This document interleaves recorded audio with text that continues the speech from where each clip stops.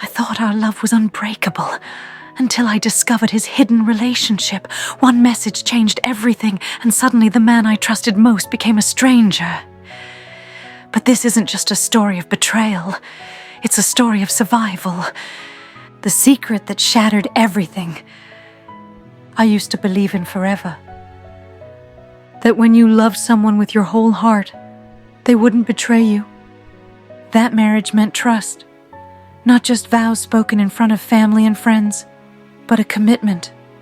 Unbreakable. Sacred. But I was wrong. Because one night, I uncovered the truth, and my world collapsed. The beginning of the end. It started with something small. A missed call on his phone. We were sitting in the living room, just like any other evening. The TV was playing in the background, his attention locked on his phone screen.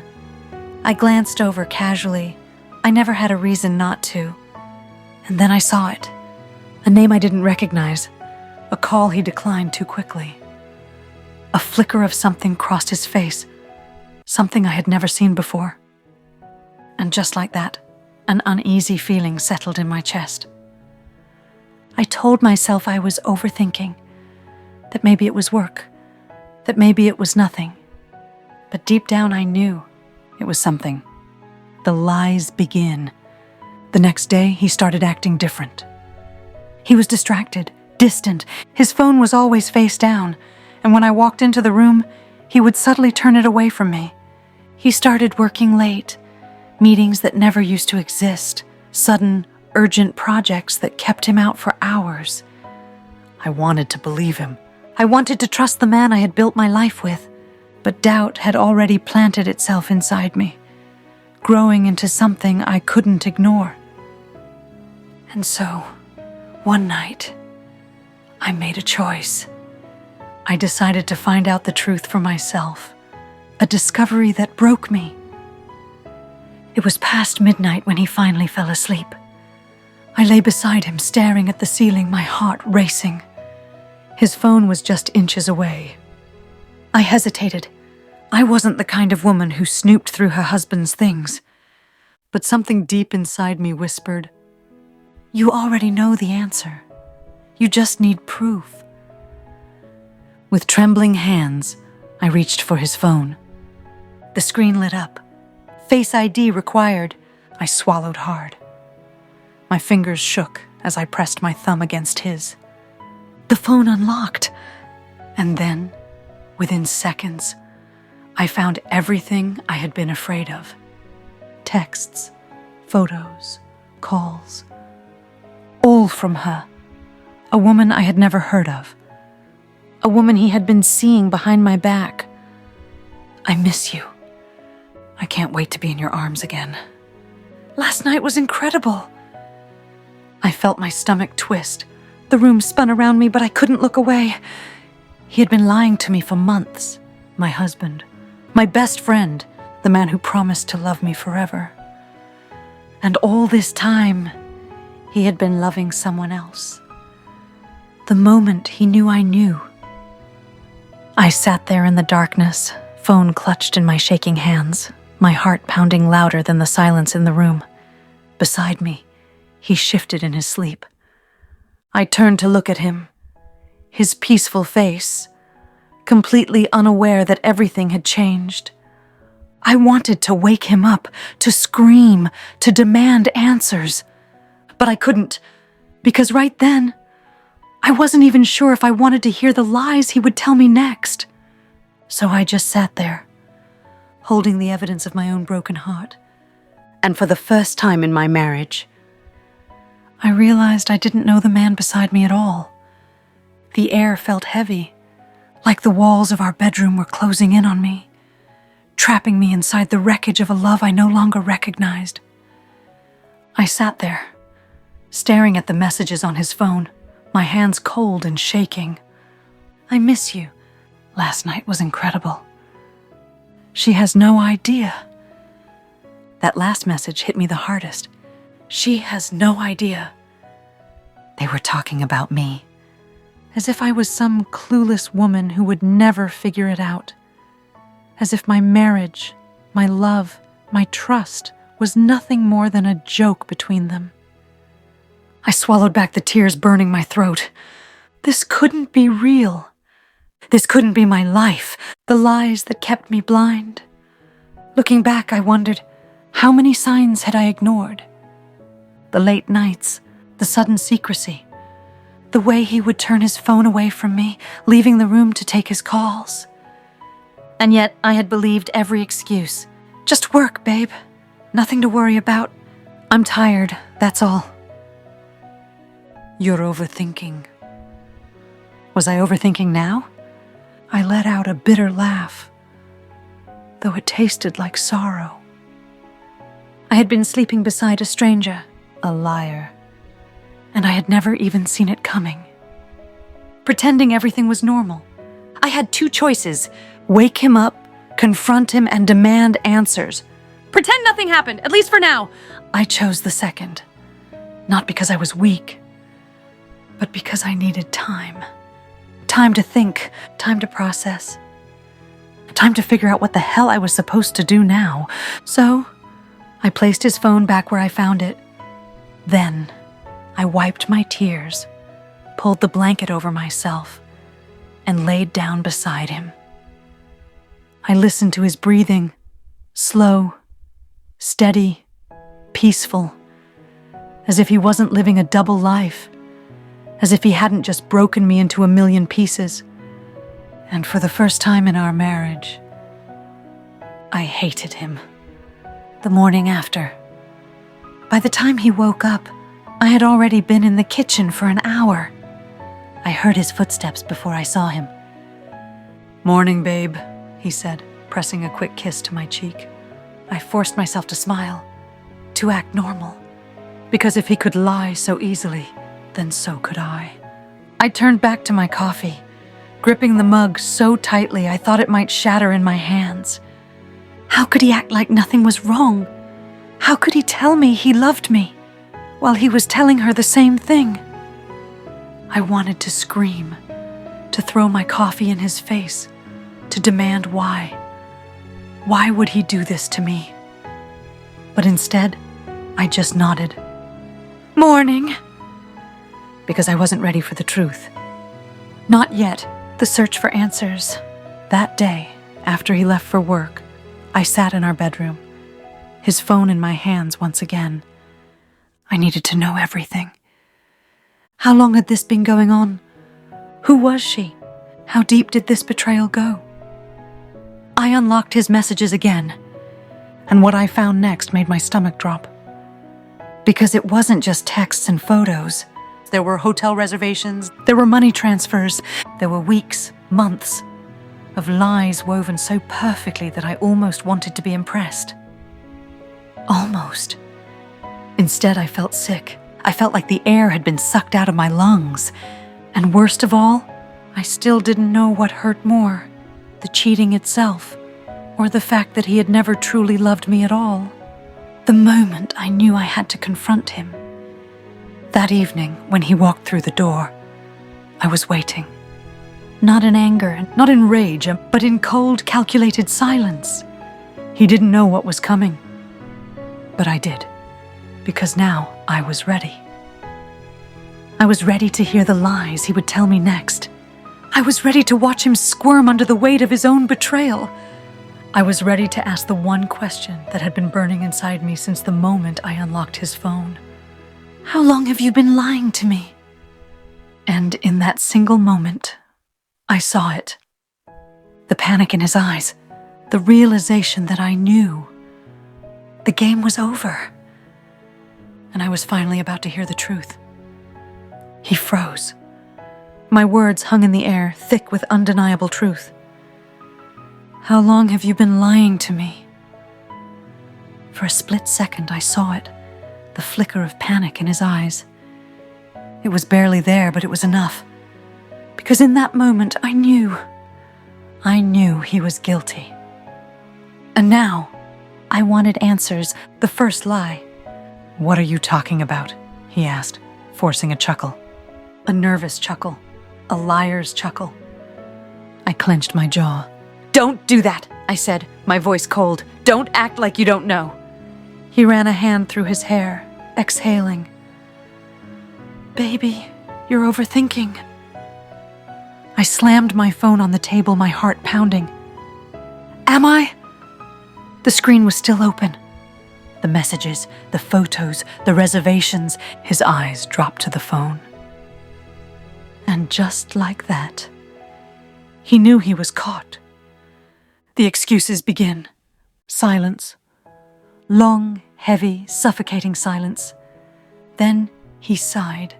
"It's not what you think." I let out a cold, bitter laugh. "Oh, really? Then explain it to me." "It was just a mistake," he muttered. "A stupid mistake." "A mistake?" I repeated, my voice shaking. "You call months of lying, sneaking around, and cheating a mistake?"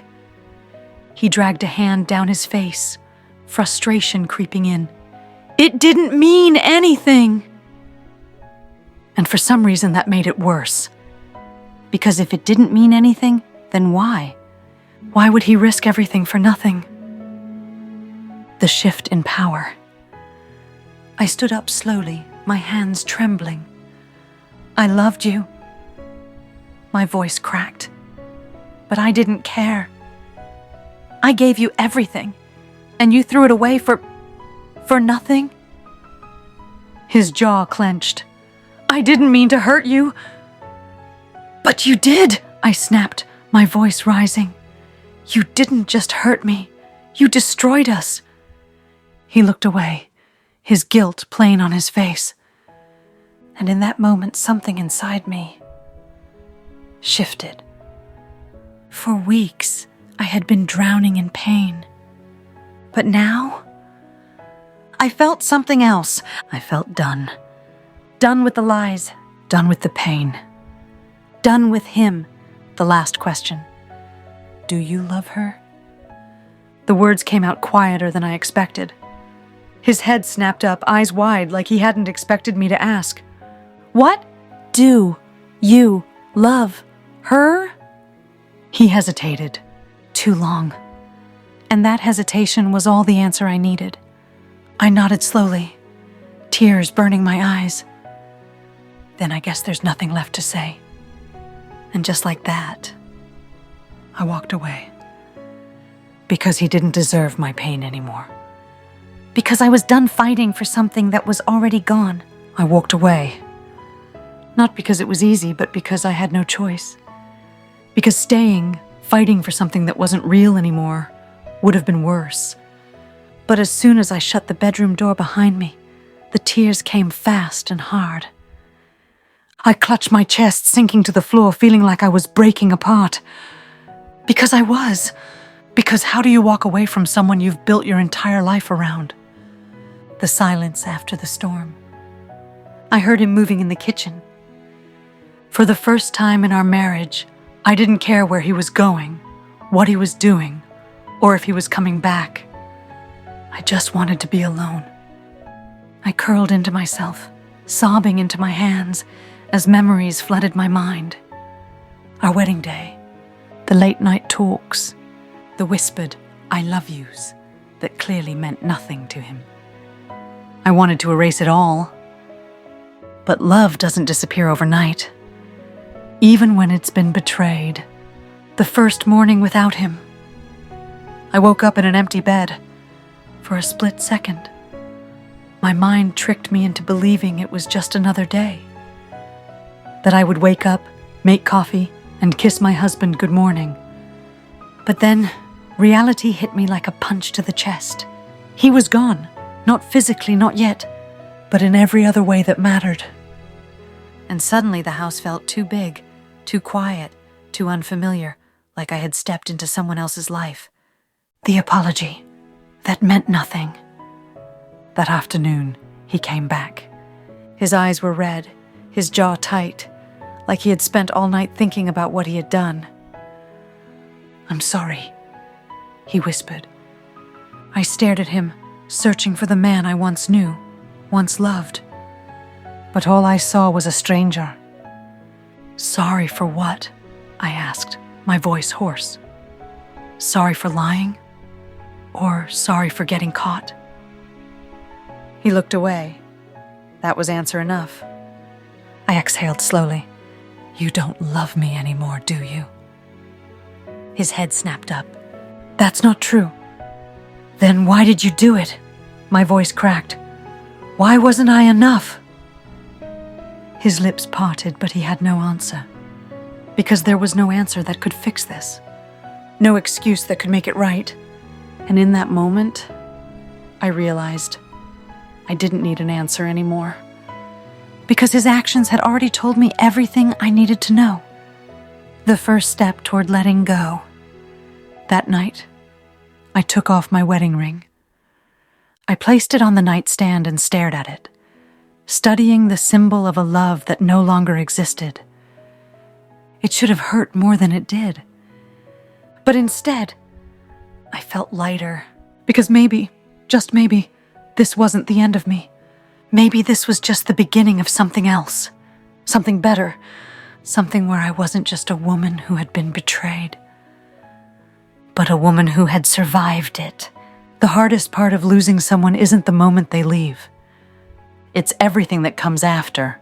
The empty spaces, the quiet mornings, the realization that life keeps going, even when you feel like it shouldn't. I thought the worst pain was discovering his betrayal. But I was wrong. The worst pain was learning how to live without him. The first day alone. I didn't cry when he left. I thought I would. But as I watched him carry his bags out the door, something inside me felt numb. He turned back one last time. Are you sure this is what you want? I almost laughed, as if I was the one who destroyed us, as if I had a choice in any of this. I didn't want this, I whispered, but you did. And with that, I closed the door. On him. On us. On the life I thought we had. The ghosts of us. For weeks he was everywhere.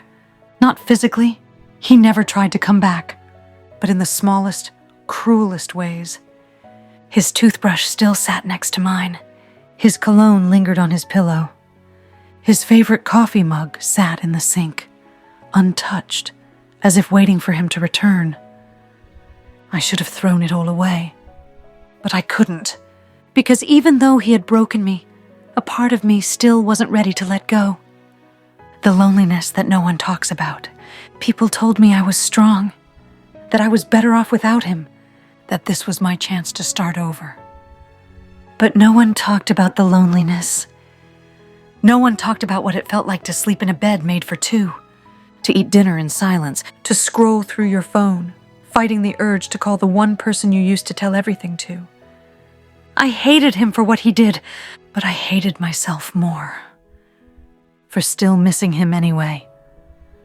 The moment everything changed. One night I went for a drive. No destination, no plan. Just miles of empty roads and a heart that felt too heavy to carry. I ended up at a small coffee shop on the edge of town, a place I had never been before. I sat by the window, staring out at the world moving on without me, and for the first time in a long time, I felt something shift. I wasn't crying. I wasn't checking my phone, waiting for a message that would never come. I wasn't trapped in the what-ifs. I was just there, existing, breathing. And in that moment, I realized I was going to be okay. The beginning of me. I wasn't healed yet. The pain still lived inside me. The memories still haunted me. But they didn't own me anymore. For the first time in months, I could see it. A life beyond him. A future that was mine alone. And maybe, just maybe, that was the real love story all along. The story of me finding myself again. I thought healing would feel like a big moment, like waking up one morning and suddenly feeling free. But it didn't happen that way. Healing wasn't a moment. It was 1,000 small choices. To get out of bed, to make coffee for one, to take a deep breath and remind myself that I was still here. It wasn't about forgetting him. It was about remembering me. The day I knew I was ready. It happened on a Saturday morning. I was standing in front of the mirror, brushing my hair. When I noticed it, I looked different. Not in a way that anyone else would notice. But I saw it. The sadness in my eyes, it was fading. The weight on my shoulders, it felt lighter. For the first time in a long time, I didn't see a woman who had been betrayed. I saw a woman who had survived the final goodbye. That afternoon, I did something I had been avoiding for months. I packed up the last of his things, the shirts in the closet, the notes he had written me, the little pieces of him that I had been holding on to as if they still meant something. They didn't. Not anymore. I drove to his place, left the box outside his door, and sent him a single text. I don't hate you anymore, but I don't love you either. Goodbye. And then I blocked his number, not out of anger, but because I was finally ready to move on. Loving myself again. One evening, I sat outside watching the sunset, a cup of tea warming my hands. For the first time in months, I felt at peace. I wasn't waiting for him to call. I wasn't wondering what I did wrong. I wasn't trapped in the pain of the past. I was just here, and I was enough. The real love story. I used to think he was my love story, but I was wrong. The real love story was me, finding my way back to myself. Because in the end, the best kind of love is the one you give yourself. The end.